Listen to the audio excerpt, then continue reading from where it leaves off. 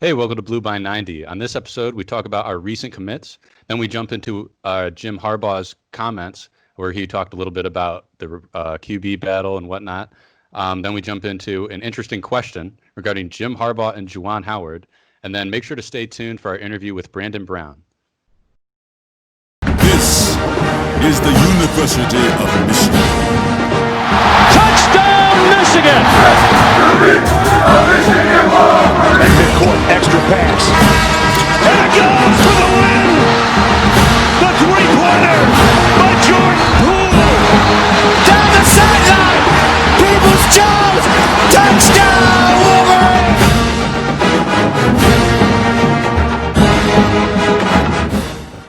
Welcome to Blue by 90, your Michigan Wolverines podcast. I'm Kalen, joined by Jack and Ro. Guys, how we doing? Good, man. How are you? I'm hanging in there. I think we need to teach Ro how to apply sunscreen, man. We said I was out on the boat today. It's either golf or out on the boat, and I come back to you guys looking like a tomato every week. So Jack and I were talking earlier. We said we're going to have Tomato of the Week. That's going to be one of our new segments going forward. I'm definitely going to win nearly every week. But, yeah, I mean, hey, the sun was out. I mean, we've been in quarantine for 3 months now. I haven't seen the sun in a while. Give me a break here, guys. When I go out there, I take no chances, man. I'm Irish. I'm Polish. I'm like the whitest of white. Like either I've got SPF 50 or I just need to be covered. I just put a bucket hat on, my long sleeve shirt, and I'm fine. My hand might get a little mosquito bite or a sunburn, but that's about it. We just need to get the plaque made up for the Tomato of the Week, and then just I'll send it to whoever wins. Jack, are you a t-shirt in the pool type of guy too? Is that Dude, with this quarantine body, I might be, man. I might wear t-shirts in the pool. That might be a good move. I've got it. We're getting close to the end of quarantine. I think, right now is the time to start dieting. I've been drinking a lot of beer and eating a lot of everything, pizza, everything else. And so it's time to start this diet so that once we actually get out of here and I have to take my shirt off at some point, I'm not looking like, I don't even know who, but yeah, we got to do something about what's going on here under these shirts. Now, did you guys get a chance to do any grilling over the Memorial Day weekend? Dude, I've been grilling ever since I got that. I'm about to go pick up some meat tomorrow and just spend my whole week learning how to be a grill master. Dude, I tried to grill up some ribs, and it turned out pretty good. Okay, so let's just get that out the way. But I will say that I had the temperature up too high, and they like cooked too fast, but they didn't get that like crispy like glaze on the outside like I like, So they turned out to just be like juicy ribs and not like, with the bark and everything like that all fancy. But I can't complain. I had some ribs. As long as they were edible, right? Throw some sauce on. Exactly. All right, well, let's go ahead and jump right in, right? Michigan had a pretty good week with recruiting, right? All of a sudden, like boom, boom, boom, 3 4-star recruits. Ro, you have any more specifics on that? Yeah, so, I mean, it really was – I think there were some rumblings of that we were going to get a few commits, but nobody really knew who. There were some trendings towards these guys that we got, but definitely a couple of them kind of came out of nowhere, and nobody thought that it was going to be, like you said, boom, boom, boom, like all in 1 week. But the 3 that we got in the past week were Junior Colson was a 4-star outside linebacker. Keyshawn Bennett is a 4-star D end, and then Jaden Hood was a 4-star inside linebacker. So actually, kind of going off of what I had said last week on the defensive side, we needed some of those guys, and I talked about some of those. We had the 3 stars, but needed the 4 stars. Getting 3 4-stars was huge for us, and I think that Harbaugh and especially Don Brown, I think Gaddis and Harbaugh on the offensive side were getting some of those bigger recruits, but on the defensive side, Don Brown hadn't gotten them. So this was a huge splash for him, like you said. I'm pumped about it, and I think it's going to keep the ball rolling here. We're still behind Ohio State, which we're going to say that forever, but we're up to 5th nationally. So and still second in the Big Ten, but fifth nationally. That's a damn good recruiting class, man. I mean, people have ragged on Harbaugh. He hasn't recruited as good as he should be. We should be, top 5 all the time. And so, hey, we're there now. And I think that, we've gotten there. Now we need to develop those guys. I think that's where it's been the problem, in the past. So I'm pumped to see what these guys, especially these 3, can do going forward, and hope we can get a few more in the next couple of weeks. So what do you guys think about, anything I said there with how it reflects Michigan and Don Brown or anything else? Yeah, Jack, you have any input on that? I honestly have no input. I'm pumped that we got some 4-star guys. Believe one of my hot takes when I think it was when we had Cam on, was I said if we keep up the way we're recruiting, that we'll finish top 5 nationally, and right now that's where we're at. We're top 5, and I believe Jaden Hood was actually on a podcast episode with, don't quote me on this, I want to say Wolverine's Wire or something, and he was talking about how he idolized Devin Bush. And, tried to watch his film and really model himself after that. Man, if we can get another Devin Bush at linebacker, I'll be a very, very happy Michigan fan. Yeah, just out of curiosity, I don't know if you have the stats or whatever in front of you, Ro. How many of these guys are from that New England area that Don Brown recruits heavily in? So I know that Junior Colson is from Tennessee.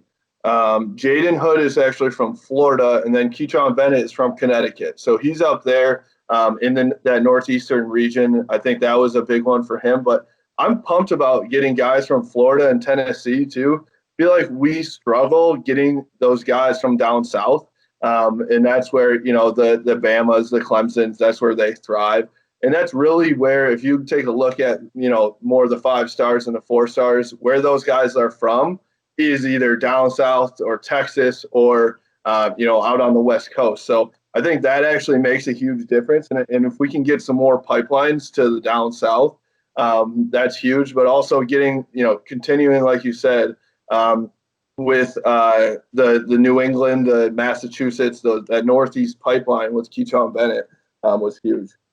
Yeah, no, I saw an article from, I think, 24/7 Sports earlier this week, and they were saying that there's no more homegrown national champions, right? The last one would have been Texas team with Vince Young.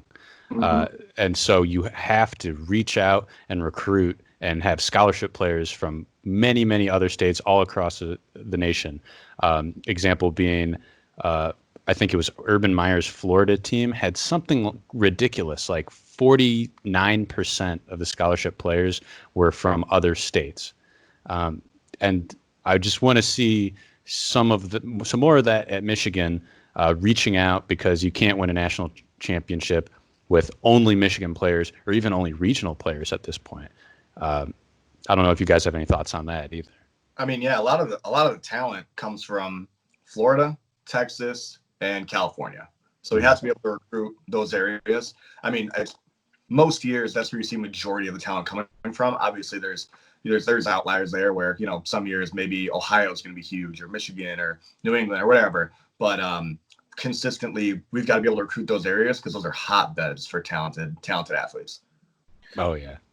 Yeah, and I think that, even J.J. McCarthy is now going to IMG Academy. So it's those top high schools are down south where they can, or out west. They're in warm weather states where they can be outside all the time. It's just Michigan will never be one of those top states of recruiting just because it snows for 6 months of the year, so it's really difficult. But I did want to touch on too, we've been fighting against Ohio State, obviously, in the state of Ohio too.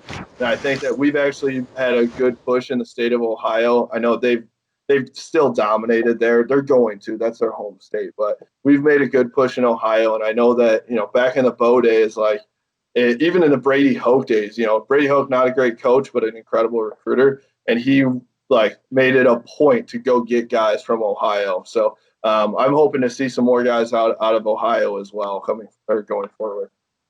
Yeah, it's just a couple misses in the Jim Harbaugh era, right? I mean, think about the whole program. If we would have had Najee Harris, Zach Harrison, just a few guys, if we would have got them, it really could have changed the whole narrative. But anyway, speaking of the Jim Harbaugh era, Jim Harbaugh was out running his mouth this week on all the different news outlets, right? He was talking a little bit about our favorite age-old topic, QB battle. And really, it only amounted to, I told our guys to read the playbook and to go out and throw the ball. Nothing new, right? He is the QB whisperer, So that if that's all it takes to be a QB whisperer, I think I got to apply for some quarterback coaching jobs. Well, he was also out there saying Michigan is about as close as you can be to winning a national title. What do you guys think about that comment? I don't know, man. I don't know. That's tough. When you look back at like 2016, I can 1000% agree. Like we're one play away from going to the Big Ten title. If we go to that game, we're more than likely beating whoever we're playing, and we're going to make the playoff. And that's as close as you can be, right? And then, 2018, if Ohio State loses to Maryland, we're in the Big Ten title game, And if, our defense doesn't give up 62 points, right? We're there. So, I can see where he's coming from, but the thing that sucks for us is it always comes down to the Ohio State game. And especially when we're getting blown out by Ohio State, it doesn't make it look as close as maybe it really is. And maybe that's what Harbaugh's seeing where, for us, that game really sticks in our heads and we see a 20-point loss and, it doesn't really seem like that's reality where we're actually that close to getting to a national title. Yeah, and I just don't see any reason for him to say this. Like, it's just, I don't get it, whereas obviously everything Harbaugh says is a headline. It makes ESPN, it makes its rounds on every news article there is, a news outlet. But, like, you don't have to say that. It almost feels like sometimes when he says this stuff, he's trying to say it to convince his own fan base and even himself that, like, they are there, and so I get it on the recruiting trail. You're not going to go out there and say, we're not even close. You want to say, you want everybody on your team and on the recruiting trail to believe that you are a top 5 program and you're that close. But there's just no reason to say that because there's going to be backlash. And even though I don't think he's on Twitter or whatever reading these, he's not on the blogs reading the comments and the backlash to it. But it's like, dude, at some point you got to nut up and actually do some of these things instead of just saying it. And until he does that, all these things are going to be just, we're going to shake our heads at him. Yeah, I feel like this comment it just almost shows how crazy Jim Harbaugh is in a lot of ways, right? Even that 2016 team, we were so close to beating Ohio State, but then that Ohio State team, correct me if I'm wrong, I think they got blown out by Clemson, didn't score any points. They got, 100%. So even if we would have beat Ohio State, it's like, whatever. So I'm just kind of like, it makes me scratch my head because I'm like, we haven't even won a Big Ten championship. So how can you say we're as close as we can be? There's still a couple steps to go. But that being said, there's that other side of me who's like, we are that close, right? Like a couple mistakes here and there, and we could have just totally changed the tide. Yeah. I just want to win, guys. I'm just sick of the, I know, like I just said, Harbaugh is going to be in the news no matter what, but it's just, I wish sometimes we'd have a coach that just kind of stayed quiet. But then on the other hand, I'm like, I love fiery Harbaugh too, and I feel like we need that. So it's, it's a double-edged sword there as well. Yeah. Well, Harbaugh's always going to run his mouth. But hopefully he, gets it together. And I think he's putting the right players together in the right kind of system to start winning. But I'm going to use that to segue into our next topic here. Can he win? And can Juwan Howard win? Right. So, Jack, I think you have a good question to pose to both of us. All right. So, question: who do you guys think is going to win a Big Ten title first, Juwan Howard or Jim Harbaugh? Yeah, I'll jump right into this one. I think both are great coaches. It's hard to say with Juwan just because he hasn't had a chance to even coach through the full season, through the Big Ten tournament and all that. But I truly believe in Juwan. And just seeing the way that he started to recruit and recruited these big-time five-star players, I think if he gets just a few of them, he can take Michigan to that next step. And really the next step for Michigan basketball is actually winning the national title. So I think that Juwan will win before Jim Harbaugh does.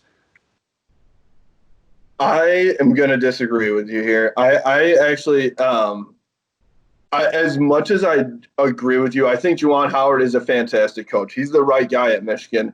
There really isn't anybody out there that has more passion and heart for the University of Michigan than Juwan Howard does. I mean, you saw him crying at the press conference when he got introduced, and just like he's shown it. But on the recruiting trail, he's been incredible. But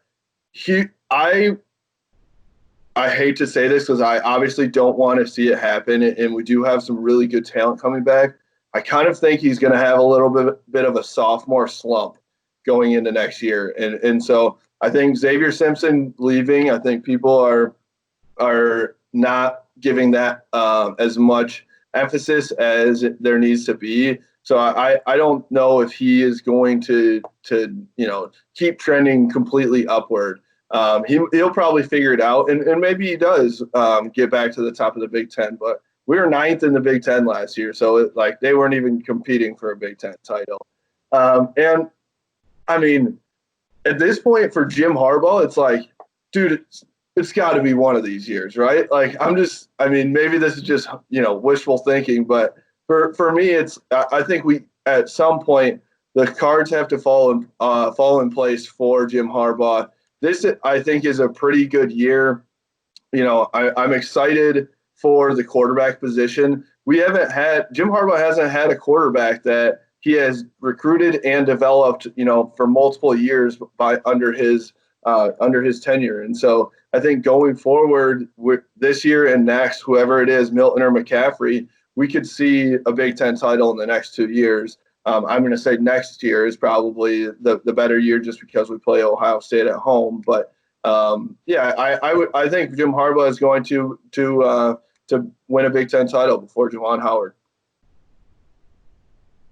Wow. I guess I should have framed this question better.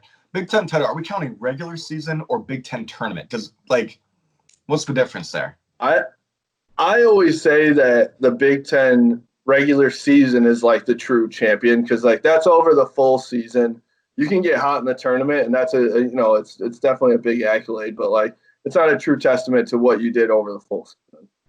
Oh, it was Big Ten tournament. I said national title, but Big Ten tournament. Yeah, sure. So I guess if we're not counting the Big Ten tournament, I'm switching it up. I was gonna say Juwan Howard, just because we've seen Michigan basketball win a Big Ten tournament a couple times now in the last 5 years or so. I might be off a little bit there. So I think they've got the momentum where they believe that they can get it done. And they don't have a Goliath sitting in their way like we do at the end of every season where it's Ohio State ranked, top 10 somewhere and they just kick our ass. So I do like what you said, bro. We've got the next 2 years, we've really got, we know we're going to have a quarterback that Harbaugh's been able to groom and has been in the system for multiple years, and a guy that we can really believe in that has a hell of a lot of talent. So I'm going to say Harbaugh. I think Harbaugh will win the Big Ten title before Juwan does. And I think it won't be next year, but the year after when we do play Ohio State at home. Oof, man, I hope so. I'm tired of saying this is our year, and then we just get destroyed. Yeah. I mean, it's been every year for the last 20 years. Yeah. I think about this, honestly, if Juwan Howard does win a Big Ten title before Jim Harbaugh, how much crap is Jim Harbaugh going to take from the national media, even his own fan base here? It's going to be dude, Juwan Howard came in with he's never even been a head coach before, and he could get it done before you can, and we're still paying you $7 million a year, man. I mean, that's yeah. Yeah, it's time to put up. Right. All right. Well, does anybody have anything else before we move on? Nope. All right. Well, great. Stay tuned for our interview with Sports Illustrated writer Brandon Brown. All right. Thank you guys for staying tuned. We have Brandon Brown now. He is a content creator, beat writer, covering Michigan football and basketball with Sports Illustrated. Brandon, thanks for joining us. Yeah, thanks for having me, guys. Appreciate it. How have you been staying busy during quarantine? Yeah, trying to stay busy. No spring football, no. Well, I was gonna say no media availability, but they've actually made a couple of the coaches available to us via Zoom call, which has been nice. So we're just, everybody out there is just trying to find stuff to write about. You look at old stuff, you compile lists, you look at previews, you do predictions, roundtables, opinions. I mean, just trying to piece it together. I mean, that's all kind of stuff we would do anyway, but that's all we have now. So it's just trying to be efficient with it and trying to put stuff out there that people want to read about. I mean, everybody's looking for a little bit of a sports escape right now, so people are reading stuff. It's been challenging, man, to come up with stuff to talk about every day. And I guess how long have you been doing what you're doing? Yeah, so I mean, I've transitioned around a little bit. I think I started my own website or blog back in 2009 or 10, somewhere in that range. That was the M Block. It was just something that I was living in South Carolina. I was a teacher. I was a football and basketball coach, and I started it really just for fun, kind of stay connected a little bit to the program and the teams that I was a fan of. I was living basically on Clemson's campus, so it was like purple and orange everything all the time. So I started that site and just kind of did it for fun, would talk to some of my friends back home. And then I got hired for a very brief stint at MGO Blog to cover recruiting from remotely. I was still living in South Carolina. And then Rivals and the Wolverine.com reached out to me and hired me full-time in 2014, moved back to Michigan, did that for 5 years, and then jumped over to the Maven and Sports Illustrated last August. So yeah, kind of been jumping around a little bit, but pretty close to 10 years now. I've been doing something, whether it's covering recruiting or following Michigan football and basketball pretty closely. And just that recruiting life, I feel like it seems like it can be pretty exhausting. There's so many kids out there and they're flip-flopping all the time. And so give us a little insight about what that's like to follow a kid from, it seems like they're even younger and younger now, down to, 13, 14 years old. So yeah, give us a little insight on what that's like. It's tricky, man. I mean, the rise of social media has certainly changed that a little bit. Kids kind of want to break their own news now. You get scoop, you kind of find out stuff ahead of time, but it's mostly the kids doing their own announcements. So there's that aspect of it. It's really saturated. I mean, there's a lot of people covering recruiting. It's more and more every year. But it's something I've always really had an interest in, even going back to when playing the NCAA football games on PlayStation or whatever. I always loved the recruiting class part of it. I don't know why. I mean, I feel like it's a niche market. Like I always say, my dad is one of the biggest Michigan fans in the world, and he doesn't really follow recruiting that much. It's just not his thing. But there is a faction of people who are so into it that they will consume everything. So yeah, you mentioned how early it starts for kids, but people care. Who's this 8th grade quarterback who just got an offer? They care about that stuff, and sometimes it pans out and sometimes it doesn't. But it's something I've always had an interest in. And I used to teach and coach middle school, so I just have always been around coaches and kids and sports and their parents. So it kind of all, even though I went to school to be a teacher, it kind of helped prepare me to cover recruiting. So yeah, I don't know, something I've always been into, and something that's really, it morphs it seems like monthly almost. It changes so much, and the rules have changed now too with the early signing period and all of that. It's just it's a very, very fluid thing to cover, and some people hate it, but some people love it. And so that's kind of where I got my start, and that's how I got into this business in the first place. Yeah, it's just crazy, especially going younger and younger. And it seems like you guys now have to cover almost, up until the day a kid signs. A commitment isn't even a commitment anymore. So we appreciate you guys on the recruiting front, because it's something that it has to be, just wild to go through that whole process with so many kids and do write-ups for kids that never even come to Michigan at all. That's what I was just thinking that. I was like, I mean, I've taken flights and trips to different parts of the country to see these kids in high school and talk to them and their coaches and get to know their parents, and maybe they're committed to Michigan at the time and then they end up signing somewhere else. It's just like, man, did I really do all that and spend all that time, away from home, on the road and whatever? But I like that. I mean, I like watching high school football. I mean, that's always been something I've been into, and it just comes with the territory. Some people are really, really annoyed by it, but for me, it's just like, it's the way it goes, man. It's a really big decision for kids, and I think they should really be able to do it however they want. I don't care. I mean, I don't get upset or take it personally that I covered a kid for 3 years and then he goes some. I don't care. Like, it's their thing. It's just kind of part. It comes with the territory, and it's something I've always enjoyed following. And then when I got to cover it, it really was an enjoyable thing for me. And even with with that recruiting, and I mean, obviously, like the Michigan fan base, it seems like people are either super optimistic or they're super pessimistic.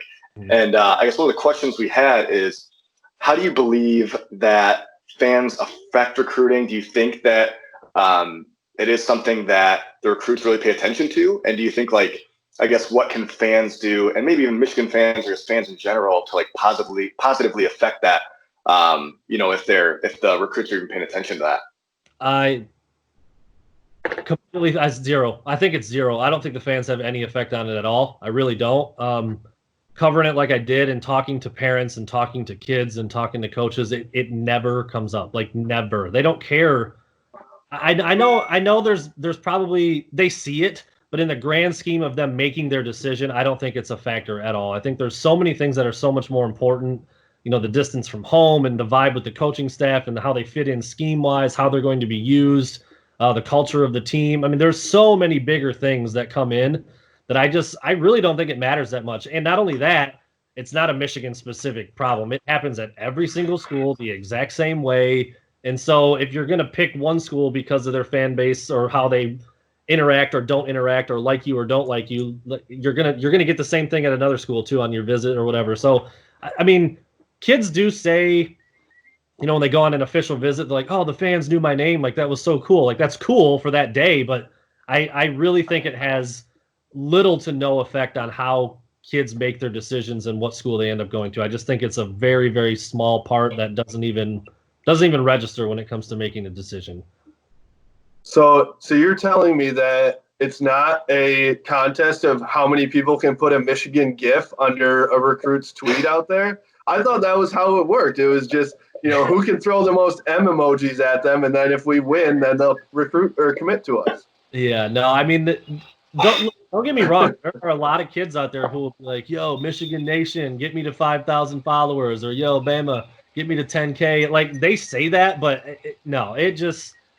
I mean, think about it. If a kid's making a decision at all, like, what is that kid doing? And I know they're 16, 17, 18 years old, and like the clout on social media is like kind of important to them. But look, I've talked to hundreds and hundreds of kids, and I've never once had one say like, I made my decision because the fans were better here than there. Like, it's never been said, and I don't think it's a part of it.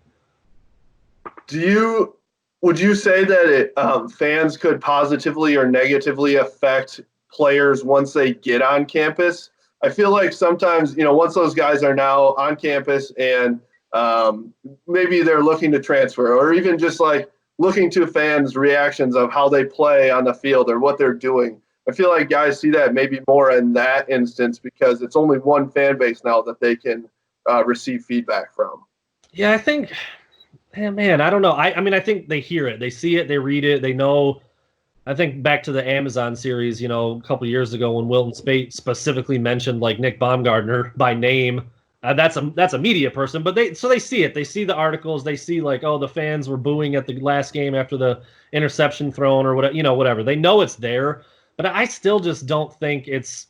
I really don't think it comes into play when it comes to like, I'm either going to stay at this school or look to transfer. Or I'm going to pick this school in my recruitment, or I like this school, but I don't like their fans. Like, I don't know. I don't think it's a big enough deal. At the end of the day, most of these kids that we're talking about that are recruited by Michigan are going to be playing in front of 80, 90, 100,000 people on a Saturday. I don't think that they care that much about a small faction that might not like what they did.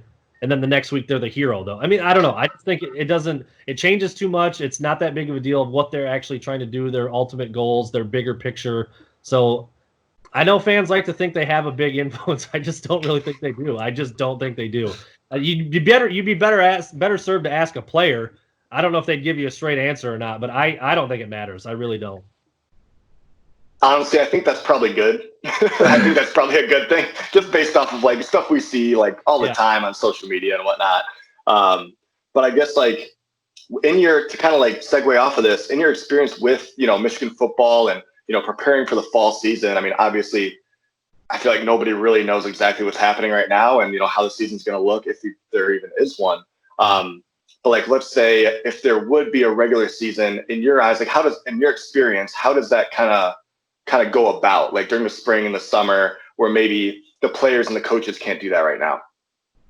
Yeah, I don't know what, I mean, we've heard a lot about what the coaches and all the programs across the country are doing during the pandemic, and it's obviously very different right now. It's June 1st, so in a week or so, or right around now, is when the freshmen would be arriving on campus and moving into the dorms and starting to get their playbooks, and some of them might have that stuff already. I don't even know the ins and outs of that perfectly, but this is when they would be getting on campus.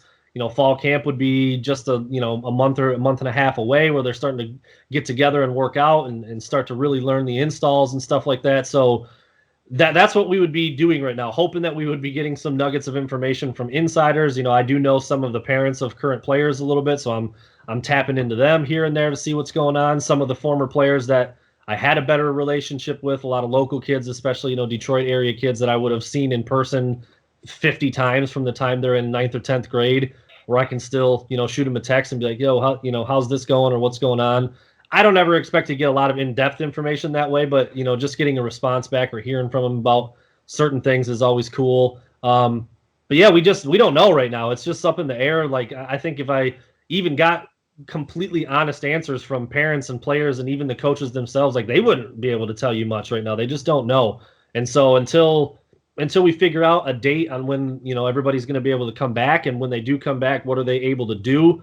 We're all just kind of in a wait and see and holding out hope that the season takes place, takes place like it's supposed to on paper right now. The opener at Washington, I mean, certainly just because it's so far away and it's the first game of the season, that one seems to be in real jeopardy, but I hope not. I mean, I hope everything gets back to normal and everything is safe. But man, people want their football. Everybody wants it to play out how it's supposed to. So that's where everybody is right now, I'm sure.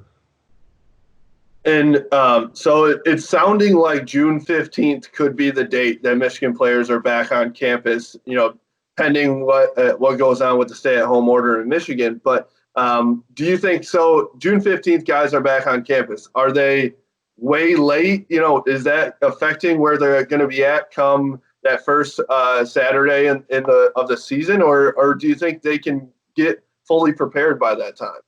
I think they would get up to speed pretty well. I mean, certainly missing spring football is a big deal, and I do think Michigan specifically, without having a starting quarterback, is going to be behind anybody who does have a starter already kind of in the lineup. You got to wonder where guys are in terms of how good a shape they're in. What were they doing during this whole 2.5, 3 months or whatever, 4 months, whatever it ends up being, by the time they can get back on campus and start working out again. I'm sure some guys took it very, very seriously and stuck to the strict diet and did the workouts the best they could. And I'm sure some guys didn't. I mean, that's just the nature of sports. I mean, if you guys played sports, you know how some teammates are. Some guys are just, machines about it, and others aren't.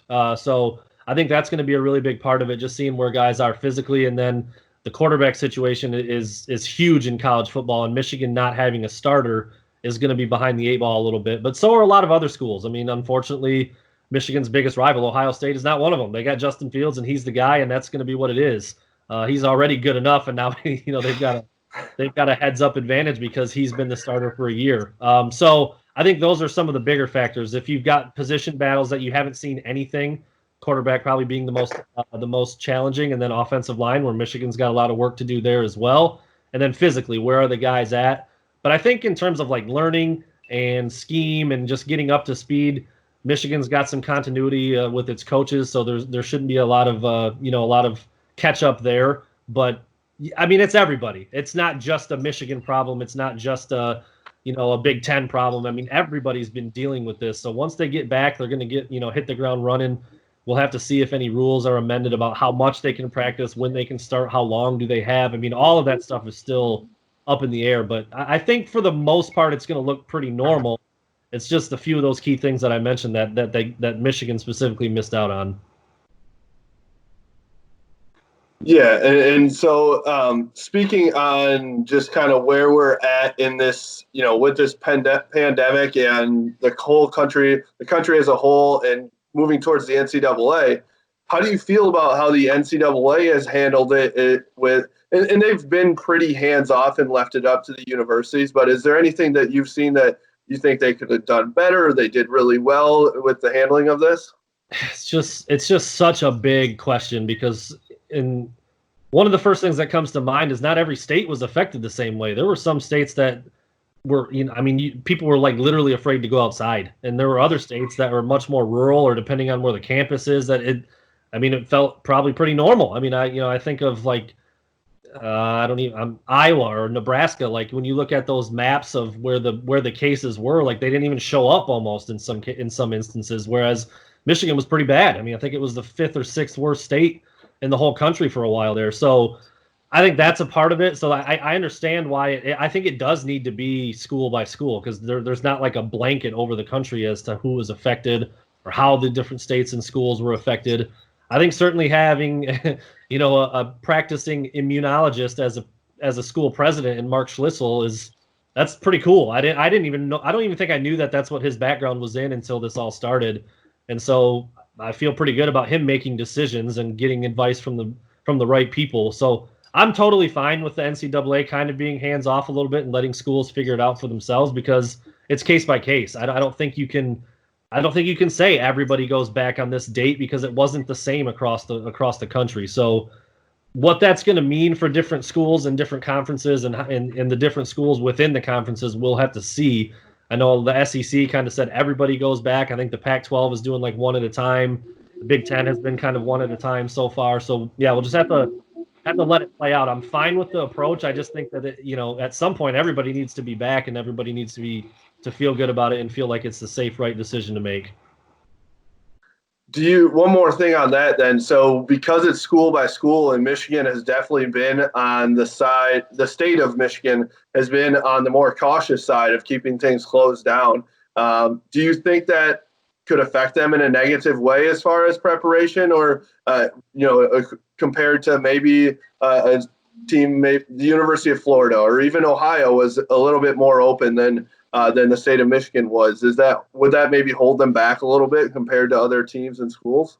I think that's reasonable. I think it's reasonable to think like if other schools are allowed to get back together and the teammates are together and bonding and watching stuff together and working out together, even if it's in smaller groups or it's slightly altered, and Michigan's not able to do that or allowed to do that, I would think that's certainly possible. I still think I've always thought this in football, and it's definitely on another level in college, all the preparation and the film and the homework and the studying. But when it's real football and it's practice and it's pads on and it's hitting each other, like that's the most important part. So until that gets affected, I don't think it'd be a huge influence. But yeah, it's very reasonable to say like if other teams are able to be together in the same building and Michigan's not, that's not good. That's not good for them. But at the end of the day, I just don't know how you could really be that upset by it. If people are trying to err on the side of caution and keep people safe, then I don't know how you can really fight that. I really don't. Yeah, that's kind of like, I think most of us are obviously, we want, the football season to happen, but I think it's cool for the president to really like speak out, of Michigan's President Schlissel, and just say, if there's no students on campus, why would that mean we'd have football players on campus? We want to keep everybody safe, and like you said, err on the side of caution. And I think it shows they really care about, all of our students as a whole, whether they're student athletes or they're going to get their degrees and not participating in athletics. So I think it's a really cool stance by Michigan. Again, obviously I want football season to happen. I want tailgating to happen. I want all that stuff to be there. But I think it's a good look for the university, definitely, to take that stand.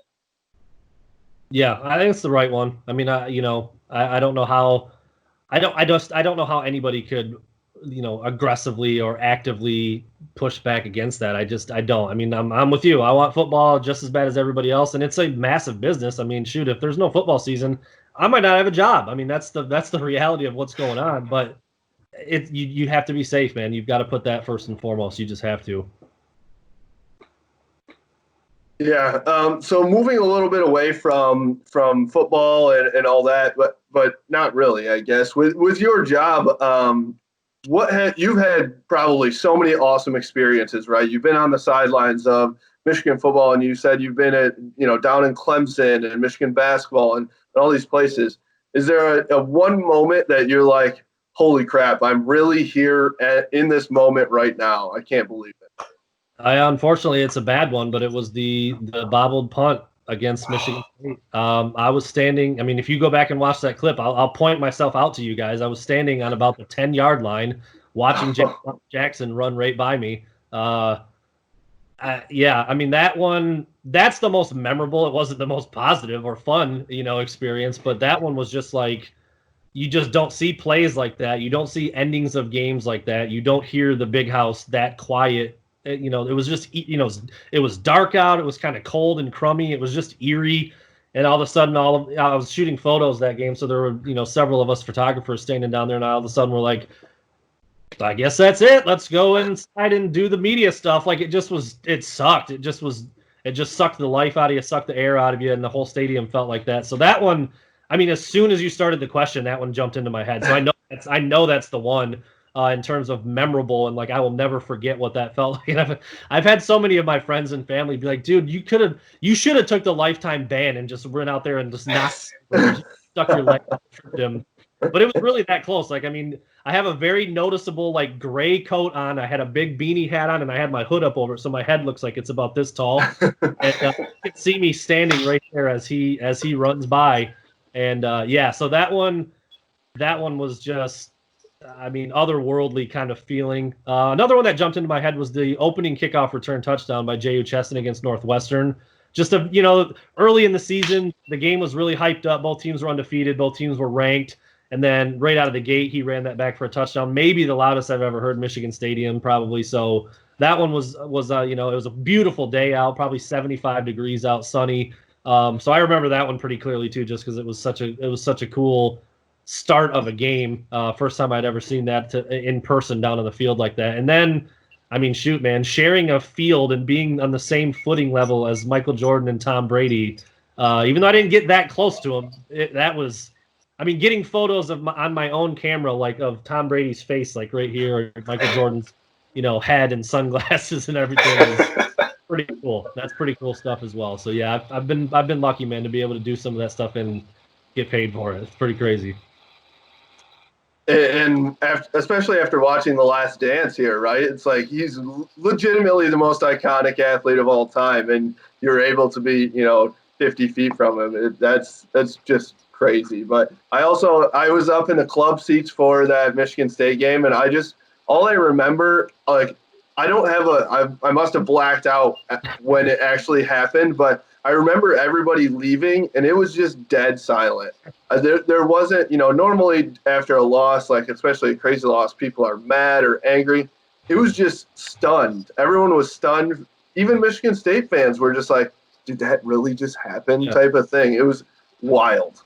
Yeah, no question. I mean, that was stunned is the perfect word. It's just like the shock to the system, however you want to describe it. But yeah, I mean, yeah, just asking yourself over and over, did that really happen, man? And I remember, at the time I was working for the Wolverines, so I had, we had a little office space, and I remember I would just a week later, 2 weeks later, 3 weeks later, I would still just think back and look at that record and be like, did they really lose that game? Like, did that really happen that way? That dude really returned that punt, that blocked punt, fumbled punt, however you want to categorize it. And yeah, I mean, and forever, I will be able to watch that clip and see my dunce cap looking on the sidelines, get the front row view of a crazy play. One of the craziest plays probably in the history of football, honestly, in the history of college football. Is nuts. And we've seen a couple of those. I mean, under Harbaugh, right? We had the JT was short, call where he was ruled the first down, and it gets us thinking. Harbaugh's been so close. Like a few times where we could have taken that leap and he'd be in a totally different view and perspective, and the fan base is like far as way more positive than it seems to be now. I guess if, let's say, it was a different coach that wasn't as hyped up as Jim Harbaugh, do you think there would be this much, it seems like, negativity around that person? It's a loaded question because honestly, if it is a different coach without as much hype as Harbaugh and the connections, he probably wouldn't be here in year 5 if we're being honest. I mean, you hire a Michigan coach to beat Ohio State, win Big Ten titles, and be nationally relevant. And I don't think Michigan's in any of those. They're not in 2 of them for sure. I mean, you can argue the fact whether or not Michigan is nationally relevant still just because of the brand and the history and the tradition. But on the field, they're not. And he's 0-5 against Ohio State. Hasn't played for a Big Ten title and really hasn't been that close to the playoff. I mean, I guess if you look at what, that JT game, that JT was short game in 2016, a yard, and I guess maybe they're in the discussion, but you hire a head coach at Michigan to do those things, and he's over across the board. So, I think about a lot of different angles, and this is one of the most talked about things with Jim Harbaugh is he worth the money? Is he doing what he's supposed to? Is he underperforming? Is he underachieving?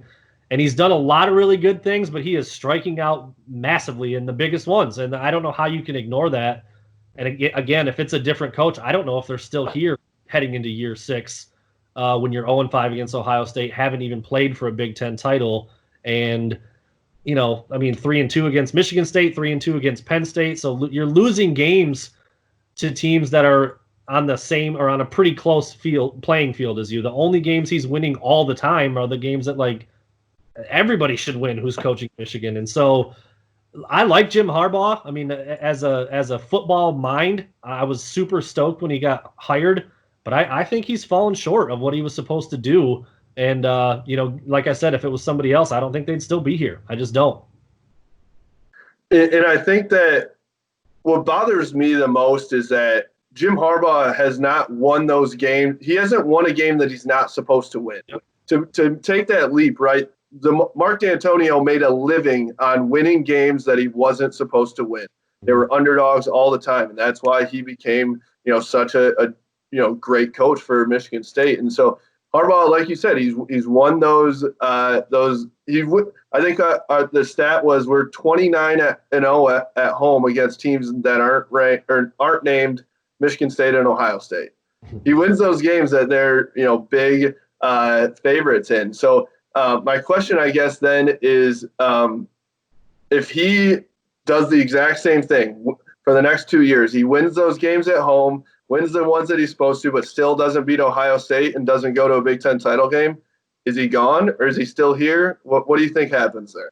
I think he has to be gone. I don't know how. And I know the question that always gets kicked back is like, who are you going to get then? And I'm like, well, you can ask that all you want, but like there's tons of examples of coaches who weren't like the biggest name in the sport and have elevated their programs to levels that Michigan's not at. So, I mean, if you go 0-7 against Ohio State and never even make it to Indy, I don't like what coach at Michigan is keeping their job through that. I don't know how you can do it. Look, and it's not Jim Harbaugh's fault that Ohio State is as good as they've ever been. Like, they are a machine right now. I'm not taking anything away from, like, nobody beats them. So, like, most of the schools in the country, if they had to play Ohio State every year, they're going to lose to them. Like, that's just where they are right now.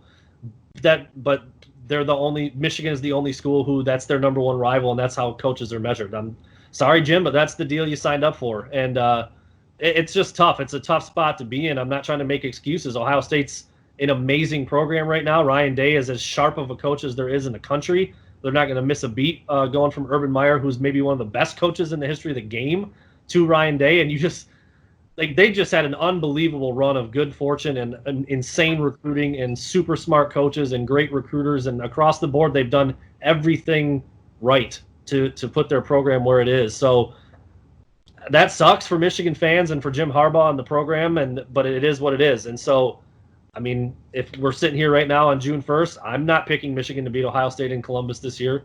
And I would have to say, unless something drastically changes, I wouldn't pick them to win again next year. So 0-7 looks like a real possibility. And if it is, and that probably means no Big Ten titles either, I don't know how you can keep him. I don't know how you justify that, even though he has done so many other good things, and he still is a pretty big name, even though even the shine of that is wearing off a little bit at this point.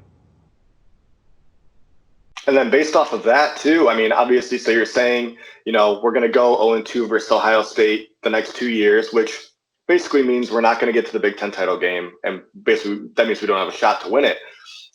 Do you think that Juwan Howard will be able to win a Big Ten regular season title in basketball before Harbaugh can get a Big Ten title in football? I think it's almost just by default because of all this. I feel like I'm on an Ohio State podcast now, but like they're so good. Like the thought of beating them and getting past them to make it to a Big Ten championship just seems farther off than what Juwan Howard is doing in basketball. The Big Ten in basketball seems much more wide open. There is not one team that you can point to that you're like, oh my God, they're just on another level. I mean, there's really good teams. Iowa's really good. Michigan State's going to be really good. Penn State is coming up. Maryland's always been pretty solid. So there's good teams, but there isn't any one team where you look at them and say, like, they're recruiting far better than everybody else. Their coach is on a completely another level. The play calling is insane. They have the best athletes. They're untouchable. And that's where Ohio State football is right now. They are in the tier one with 3 or 4 other schools named Alabama, Clemson, Oklahoma, Georgia, probably, and then Ohio State. I mean, I think that's it. And then everybody else falls in line behind them. And it's just not like that in basketball. So if I had to just say one way or the other, I would say Juwan's going to win one before Jim Harbaugh is, because it's just the road isn't quite as daunting to me. And that's, again, it's a shame, but that's where Ohio State is right now. And Michigan's lost by like 30 points the last 2 years to them. Like, you don't just close that gap in a year, especially when Ohio State's recruiting the way they are. It just doesn't happen. And that's like, to think about the statement that you just said, all that comes with it. Jim Harbaugh is, 5 years ago, we thought we'd be, in the national title discussion year after year, at least by year 3, 4, 5, we'd be there. And Juwan Howard has never even been a head coach before at any level. So for you to say that about Juwan Howard before Jim Harbaugh, it's just such a wild statement. But I don't think it's wrong in any means. It's just kind of like you would never have thought that would be the case. And so another a question about Juwan then is, where do you think the basketball program is heading? Is it going to be a top 5 program? They had a great start to the year last year, kind of faltered near the end, 9th in the Big Ten. Are they going to take the next step? I know he's been pretty great on the recruiting trail. Where do you think we're headed for the Michigan basketball program under Juwan Howard? I was thoroughly impressed with Juwan Howard in year one. I mean, I was skeptical for what you just said, just not him personally or anything I'd ever heard about him. But when you've never been a head coach before, there's automatically going to be a lot of questions that come with that. I thought he would recruit very well, because he's a personable guy. He's really smart. He played in the NBA for, he's been in the NBA in some form or fashion for nearly 20 years as a player and a coach, even though it was before a lot of these kids were born. I mean, the Fab Five is iconic, so that history is always there. I actually wrote an article about this too. Like, not only do the kids love Juwan Howard, kids' dads love Juwan. Like, they love Juwan Howard, man. Like, that's a big part of it. And so I think shooting for, top 5 in the Big Ten every year is not out of the realm of possibilities, and competing for a Big Ten title. And if he can continue to recruit, I know he had 2 pretty big misses down the stretch here with Joshua Christopher and Isaiah Todd, but that's a discussion that Michigan wasn't even in under John Beilein. And I'm not taking anything away from Coach B, because he was phenomenal and took the program to where it is, and had, played in 2 national title games over the stretch of a couple of years. I think Juwan Howard's going to be fine. I think he's, in his first year, he did beat Tom Izzo. He beat Purdue on the road. He did have the program ranked in the top 2 or 3 in the country for a stretch there, was beating some really good teams. I think everybody, as the season started to play out, everybody kind of saw, that water found its level a little bit. They played a little above where we thought they were going to be, and then probably a little below, and then kind of finished out where a lot of people thought they would be in year one. And I think the team was going to take a pretty big step back even if Beilein had stayed, losing who he lost from the year before. And, you've got a tremendous leader in Xavier Simpson and another one in John Teskey, but neither of them are really like take over the game, score a bunch of points kind of guys. And so I think it's pretty reasonable to say they finished maybe a tick below where I thought, but the Big Ten was really, really good this year, really strong, stronger than most people thought they would be top to bottom. And the way he's recruiting, I think, is going to have Michigan in the discussion. I think they're going to be just fine.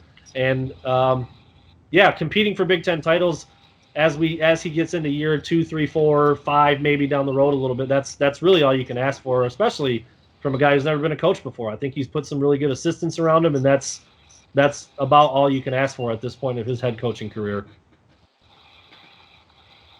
So that's you've given a pretty good prediction for basketball for the next year and beyond. We'll put it on you here. What's your record prediction for Michigan football next year?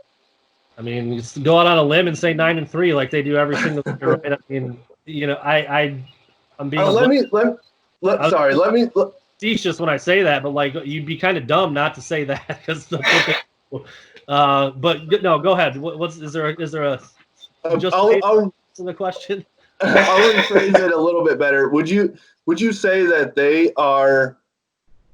there's a better chance that they go 11-1 or 8-4? Well, that's a tough question. I'd probably say 8-4. I mean, I hate to say it, but just with you don't know what you have at quarterback. You just don't know yet, and you're replacing 4 guys along the offensive line. You've got to go on the road. Again, we're just taking the schedule for what it is on paper right now. You got to go on the road against Washington. Road games have not been kind to Michigan and Jim Harbaugh against good teams. You are going to play Penn State and Wisconsin at home, but those are 2 pretty good teams that beat you last year. I know it was in their house. Michigan State on the road. Look, I don't expect them to be very good, but it's Michigan State, and we all know how that goes all the time. I do think the team is going to be motivated under Mel Tucker, and he's going to change things enough to where it'll be different than what we've seen in the past. And then Ohio State, I mean, is like an automatic loss to me at this point. So I don't know if there's I just did this the other day too. I looked at the 11 games. They should win 11 games, but it never goes that way. It just doesn't. Like I do this every year to myself. I look at the schedule, more talented than them, more talented than them, more talent, and then they lose 2 of them, and then they lose to Ohio State at the end of the year, and then they lose a bowl game, and there you go. There's your 9-4 season again. So I would say just based on history, even though I know the past seasons have nothing to do with this one, the old grandfather fallacy there, but I just that's what happens. College football is tough. The Big Ten is tough, and I would say that losing a couple of games is more likely than only losing one. I don't know. I don't know. I don't know how you could really justify it any other way based on what has happened and how the schedule looks. I think you're speaking just as every fan does. That I do the same thing with the schedule every year. I'm like, all right, let's look at the schedule. Okay, we could win every one of these games, outside of after Thanksgiving, but like every single one of those should be a W or could be a W, and then it ends up that 3 or 4 of them aren't. So it's just funny to hear that from somebody that's not only a fan, but you're speaking just as every other fan is too. I mean, I really do try to keep it as real as possible when I look at the schedule every single season. And Michigan is more talented than every team they will play, except for Ohio State and maybe Penn State at some spots. They're pretty close to Penn State when you look at how they've recruited and who's got what at different positions. And to me, that means you should win those games, but that's why you play them. That's why you play them. And like you just said, 2 or 3 times a year, though, Michigan comes up on the short end of the stick in those contests. So we'll see. Playing at home against a couple good teams is always a good thing, but that also means you got to play some other teams on the road that maybe you shouldn't lose to and you end up losing. So hopefully we play. Hopefully the games are played, and then we can look at how it goes and see what happens at quarterback and stuff. But that would be my prediction, man. I hate to do it, but that's just how it goes. Yeah, and I mean, hopefully we are closer to 11-1 than we are 8-4. But even another tough game, Minnesota, right? Yeah, I think we're playing at Minnesota, and we've seen what PJ Fleck has done in the past with Western Michigan, and even what he did last year with Minnesota. They seem like a really good team, but I mean, again, even with the quarterback battle, we don't know who's going to be the quarterback. We haven't seen a whole lot of playing time from either of them. But I guess I've got to do it to you. Who do you think is going to be the starting quarterback? Yeah, I mean, this is another topic we've talked about a ton. Well, I'll tell you this. I think my answer is different on who do I think and who I would pick. I would go with Joe Milton. I would go with Milton. I think he's got the higher upside. I think you can work the kinks out to a point where he's not costing you games. And the arm strength, the athleticism, the size, the durability. I think he checks the box stronger than Dylan does in every one of those. Now on the flip side, I think it might end up being Dylan McCaffrey. He's been the backup longer. He's been at Michigan longer. Although under Gaddis, they're the same. They've had the same amount of experience there. So that one kind of goes out the window a little bit. But just in terms of what we've heard about his preparation and how seriously he takes everything, not that we've heard anything negatively about Milton in that regard, but just, I think McCaffrey was Scout Team Player of the Year last year, the year before, and he always really took preparing as the opponent every week very, very seriously, and he's an athletic guy as well. I think it's probably going to be McCaffrey. That's kind of that's just what the vibe I get. But I think if I was pulling the trigger, I would go with Milton. I mean, granted, I've seen as much practice as this ball on the floor over here, so I don't know. We don't know what's going on. We don't see film. We don't see, maybe Joe Milton's throwing 10 picks of practice. I don't know, but if he's not, I think the upside is higher with him. So that's my answer. Probably would be Dylan. If it was me calling the shots and it wasn't egregious, I'd go with Milton and let him figure it out. We'd love to hear it. Jet, we got half our podcast is a big Milton fan, and half of them I'm on the McCaffrey train over here. And I don't dislike McCaffrey either. I think he's good. I think either guy who wins the job, I think, has got a chance to be better than Shea Patterson. But I like Milton. I mean, I saw Milton in high school in person, and I don't know. I was enamored by how big the dude is and how far he can throw the ball. I know that's not all there is to playing quarterback. Like, I get it, but I like the idea of Nico Collins running about 65 yards down the field and having a quarterback who can get it to him. And, we'll see. We'll see what happens. By all accounts, they're both working extremely hard to win the job, and that's really all you can ask for at this point. And that was actually you just touched on it, was going to be my next question was, do you think either way, with either McCaffrey or Milton, do you think we'll be better off at the quarterback position in 2020 than we were in 2019? Part of me says yes. I mean, I feel like I don't want to say I'm piling on Shea Patterson, but I just feel like he left a lot out there a lot of times in 2019 early on, whether it was the injury thing or getting used to the system. Like, I just felt like his decision making wasn't very good. We broke down film a lot with Devin Gardner, and just time and time again where Shea would just bail out of a clean pocket, like, for no reason, and put himself into trouble. And I know he didn't throw a ton of interceptions, and he was pretty good, percentage wise, he was okay. And he had like the fifth or sixth most yards in a Michigan or maybe third, something like that. He was up there on the leaderboard for the most yards thrown in a season, and his touchdowns, again, 23, I think he threw. I feel like the offense was held back a little bit because of him. And I think McCaffrey and Milton both have a couple different tools that Shea just didn't have. I think both of them are going to run better. I think both of them have a slightly better arm, and I don't know. I think there's the potential for it to be better. I feel like it's really premature to say that right now because we just haven't seen enough. But just something in my head tells me that there's another dimension that either of them could unlock that Shea just wasn't able to for whatever reason. I think all of us on the podcast agree with that for sure. But yeah, I think that's a good place to end it. Thanks for coming on with us, Brandon. It's great to see insight, up from, your perspective where you've been around this for so long and this is literally what you do for a living. But where can people find you on social media? I know your Twitter is in trouble right now, but eventually, once we get that figured out, where can people find you on Twitter and Instagram and where you write? I mean, they can still find me there. I just can't do anything with it. I was telling you guys start recording. Suspicious activity randomly popped up. I've been locked out of my Twitter account since last Wednesday, which is really starting to give me a migraine here. But so it's BSB_Wolverine on Twitter.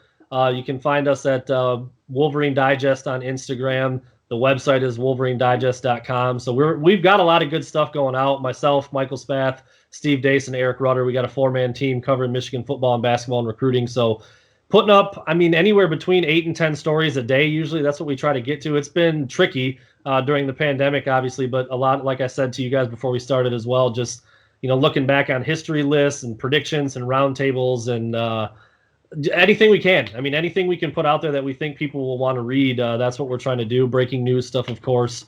But yeah, we've got it all over the place. And again, hopefully I'll be on Twitter again. I can put my stuff out there, but yeah, go out there, check it out. We take a lot of pride in what we do and hopefully people are enjoying it. Awesome. Thanks. And hey, hopefully we're able to have you here on again once football starts back up. But yeah, good luck to everything and go blue. Yeah, thanks for having me, guys. Good stuff and great topics. Appreciate it. All right. Thanks for watching our interview with Brandon Brown. I hope you enjoyed it. But now we're going to try for our 0 to 90 takes. So, Jack, I know you say you want to go last. Roe will be. I'll take it. I'll take it. Okay. All right. Volunteer. He volunteers his tribute. All right. Here's your 30 seconds. Starts now. All right. My prediction is that we will be watching football inside Michigan Stadium with over half of the stadium filled come the first game of the year. Well, second game of the year because we're at Washington. But I think we really will have fans there, and it's going to be louder than normal because people will be going nuts and just happy to be there. And so I think that the scaredness. Oh, fuck. That was. What did I say? Your 30 seconds is over. Anyway. Do you want to start it over? Just leave it. Just leave it. That was great. That was great. Just leave it. Just put me out to pasture. He still believes we're going to Washington too. We're full schedule going to Washington. I can't even speak because I'm so excited about it. Oh, that take is on fire. Oh my God. If it's wrong, come fall, just don't remember I said this, okay? We'll forget all. Perfect. All right. I have one. This will be my first time doing 0 to 90. Wow. Live all on right. air. Do you want us to say it? Somebody record the time. All right, here we go. Here we go. Oh, I hope you go over 30. Oh, we will roast you. I'm just gonna end the call. And the whole podcast. You go over. All right, Kalen, your first ever 0 to 90 starts now. Okay, do you miss Jim Harbaugh going absolutely nuts on the sidelines? Well, here's what we're going to do. We're going to get like 30 GAs, a whole bunch of GAs. They're going to come down on the sideline, and they're going to be like Jim Harbaugh's anger translator. He's going to tell them like, oh, that was a shitty call. Go off on the ref. And then that kid will go off on the ref. He'll get ejected, and we'll bring a new GA in to just continuously yell at the ref. Then we get permanent entertainment as people on the sidelines watching Jim Harbaugh still get to freak out. Done. Wow. I love that you started it off like a ShamWow commercial. You take these calls. That's something special for you. I'm Billy Mays. Man, that hooked me. That hooked me in. I won't lie. I mean, that was at 29.9 seconds. For your first time, that was incredible. Yeah. I've just been pushing the stopwatch so much now. It's just like, I know. You got my I memory. just measure my life in 0 to 90 takes. All right, Jack, you can wrap us up with hopefully the best of the three. You know, I'll do what I. All right. Your 0 to 90 begins now. All right. We may have fans in the stands. It may not be at the beginning of the season, but I am betting that Roe will have at least 5 more sunburns before that day. Oh, 5? I feel like that's pretty low, to be honest with you.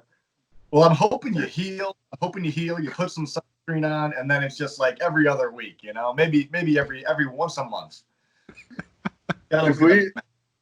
If we're able to tailgate this year and we have some of our listeners stop by the tailgate, they're going to come by and be like, dude, what's wrong with your face? Like, like I finally get to see your red ass face in person here. Oh, man. Oh, that's a Talk hot take. about a hot take. Literally hot. I'm sweating. Really sunburned from it. Oh, jeez. Oh, that's great. That was our 0 to 90 segment. That's our show for this week. Thanks for tuning in. Check us out at Blue by 90 on Instagram and Twitter, and at Blue by 90 Podcast on YouTube.